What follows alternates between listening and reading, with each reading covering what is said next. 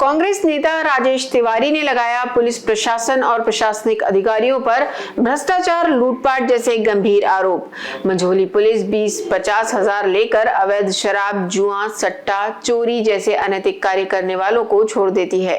Police प्रशासन सभी अवैध कार्य करने वालों से पैसा वसूल करती है, तभी तो कार्रवाई नहीं करती। मंझोली के सभी विभागों से भ्रष्टाचार की गंगा बहती है, जिसका पैसा विधायक, सांसद तक जाता है। वहीं कटाव धाम की शराब दुकान के पास महिलाओं के साथ अभद्रता, बच्चियों के स्कूल आने जाने में दिक्कत होती है। शराब दुकान हटनी चाहिए, चाहे विधायक हो या सांसद या क्षेत्रीय जनप्रतिनिधि। बिना पैसे के किसी भी विभाग से काम करा दे तो मैं राजनीति छोड़ दूंगा। कांग्रेस पार्टी से विधायक टिकट की स्थानीय प्रत्याशी के रूप में दावेदारी की। तिवारी ने कार्यकर्ताओं के साथ कटाव धाम शराब को लेकर तहसीलदार से शराब दुकान बंद करने की मांग की। ब्लॉक अध्यक्ष आशीष पटेल ने कहा कि यदि 3 दिन में शराब दुकान नहीं हटी तो बड़ा उग्र आंदोलन होगा, जिसकी जिम्मेदारी प्रशासन की होगी। सारे क्षेत्र को आप सभी को पता है कि कटाव धाम तीर्थ स्थल है, दार्शनिक स्थल है। वहाँ पर बाहर से न जाने कितने भक्त आते हैं। कोई आस्था को लेकर आता है, कोई दार्शनिक स्थल समझ के आता है, कोई तीर्थ समझ के आता है। सब अपनी अपनी आस्था को लेकर वहाँ आते हैं और वहाँ आकर जब देखते हैं तो जैसे ही वहाँ प्रवेश करने के लिए निकलते हैं तो वहाँ से आप देखेंगे कि कैसे शराब की दुकानें खुली हुई हैं, कैसे आप देखेंगे कि मांस मदिरा वहाँ बिक रहा है। लोग क्या करते हैं, मांस मदिरा वहाँ से लेते हैं और सीधा जाके घाट पे बैठते हैं। घाट पे पीने के बाद जो भी बाहर से हमारे श्रद्धालु आते हैं उनके साथ अभद्रता होती है।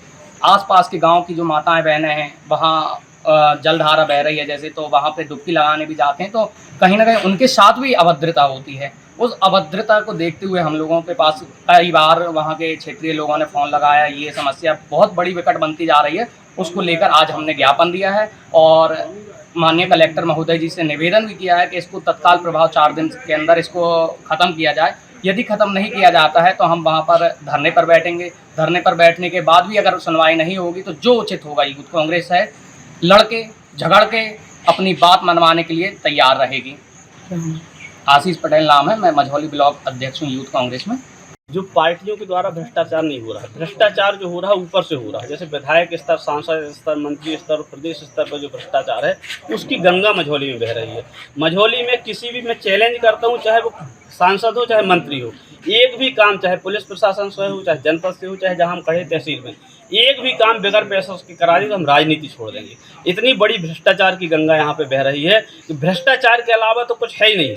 पुलिस प्रशासन तो जाती है सिर्फ इसके लिए जाती है, चोरी के, दारू के लिए, पकड़ने के लिए, सिर्फ इसलिए कि कहीं 20,000 मिल जाए, कहीं 50,000 मिल जाए। गरीब से गरीब लोगों से पैसा कहाँ से दे रहे हैं, उनकी कहाँ से आहें निकल रही हैं, वो तो भविष्य बताएगा। लेकिन सिर्फ बात यह है कि मध्य प्रदेश में भ्रष्टाचार है, उसकी नमूना यहाँ पे देखने को विपक्ष विरोध क्यों नहीं करता? सारे लोग विरोध कर रहे हैं, उसकी आवाज़ उठाई जा रही है। अभी भी हमने बात रखी और अगर नहीं सुना जाएगा, क्योंकि ऊपर के नेताओं का इसमें हाथ है।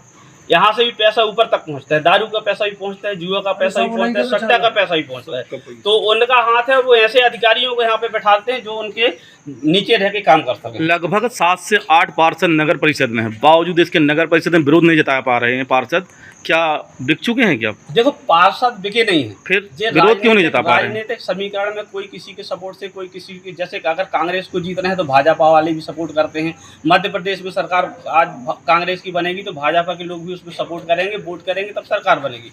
तो एक छोटा स्तर है, सब एक दूसरे से परिचित हैं और एक दूसरे से संबंध है, पार्टी अलग है, तो वो अपने अपने संबंधों के कारण भी वहाँ पे विरोध नहीं कर पा रहे। पार्षद विरोध इसलिए नहीं करेंगे कि उनको 5 साल वहाँ पे बैठना है। विरोध करना पड़ेगा आम पब्लिक को, हम जैसे नेताओं को और कांग्रेस के कार्यकर्ताओं को। उनको तो काम करना है, उनको 5 साल साथ में बैठना है, तो उनसे मतलब विरोध की उम्मीद ना करें और वो विरोध कर भी नहीं पाएंगे। आपका कहना है अभी तो ये सारे अवैध कार्य कर रहे हैं, तो किसके संरक्षण चल रहे हैं? क्या पूरी मध्य प्रदेश सरकार अवैध? अभी आज पेपर में देख लो कितना बड़ा कंप्यूटर का 55 करोड़ का आज घोटाला आया है। दवाइयों में 25 पैसे की दवाई 100 रुपये की बेची गई, उसी में सतपुड़ा भवन में आग लगाई गई। कोई भी विभाग, कोई भी खरीदी ऐसा नहीं है जिसमें भ्रष्टाचार और घोटाला ना हो। सिर्फ स्कीमें इसीलिए निकाली जाती है भ्रष्टाचार की। मैं राजेश तिवारी हूँ, पाटन विधानसभा से कांग्रेस पार्टी के लिए टिकट मांग रहा हूँ और मंझोली में रहकर हूँ। मंझोली की बात करके टिकट मांग रहा हूँ। 25 साल हो गए। कटाव की भी बात जिसके लिए भी हम यहाँ पर आए थे, कटाव दार्शनिक स्थल और दार्शनिक के साथ लोगों की आस्था का केंद्र है। कोई भी तीज, त्यौहार, व्रत आते हैं, महिलाएं, बुजुर्ग सारे लोग वहाँ पे अपनी आस्था के लिए, डुबकी लगाने के लिए, स्नान करने के लिए, पूजा करने के लिए जाते हैं। और वहाँ पे दारू की दुकान खुली हुई है, शराब बिक रही है, मांस मदिरा अंडा की दुकानें लगी हुई हैं, जिससे वहाँ का माहौल ख़राब है। लड़कियाँ बेटी और स्त्रियाँ जो वहाँ पे जाती हैं उनके साथ भी अभद्रता होती रहती है और लोग वहाँ पर का माहौल अच्छा नहीं है। उसके लिए हम यहाँ पे आए, हमने मांग रखी है कटाव में किसी प्रकार से जो अवैध काम हो रहे हैं, जुआ सट्टा भी हो रहा है, अवैध शराब बिक रही है, ऊपर खुली हुई दुकानें और अंडा बिक रहा है, मांस मछली बिक रही है, उसको बंद किया जाए और दार्शनिक स्थल को, भगवान के स्थान को भगवान के स्थान जैसे पवित्र बनाए रखने के लिए प्रयास किया जाए। और अगर ये प्रयास इन पर कार्रवाई नहीं करते तो शीघ्र उसके लिए हम आंदोलन करेंगे।